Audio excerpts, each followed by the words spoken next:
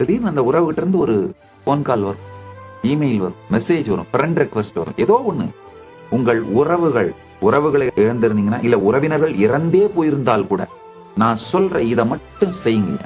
உங்க வாழ்க்கையில முக்கியமான உறவு நபர் யாரையாவது இழந்துட்டீங்கன்னா, அது உங்க முட்டாள்தனமா இருக்கலாம், இல்ல ஏதோ ஒரு காரணமா இருக்கலாம், கவலைப்படாதீங்க.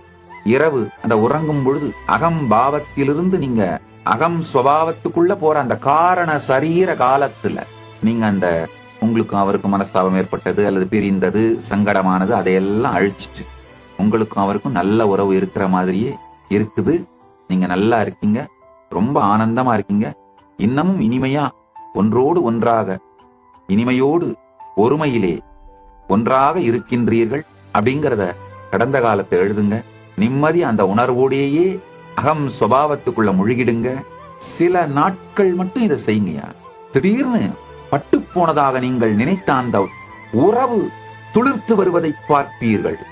திடீர்னு அந்த உறவுகிட்ட இருந்து ஒரு போன் கால் வரும், இமெயில் வரும், மெசேஜ் வரும், ஃப்ரெண்ட் ரெக்வஸ்ட் வரும், ஏதோ ஒண்ணு.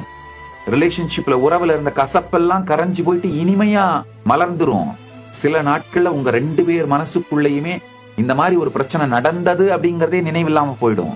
ஐயா, இந்த நுட்பத்தை உபயோகப்படுத்தி, இந்த ஞான ரசவாத நுட்பத்தை உபயோகப்படுத்தி பல உடைந்து போன திருமணங்களையும் மனங்களையும் நான் ஒட்டி இருக்கேங்கய்யா.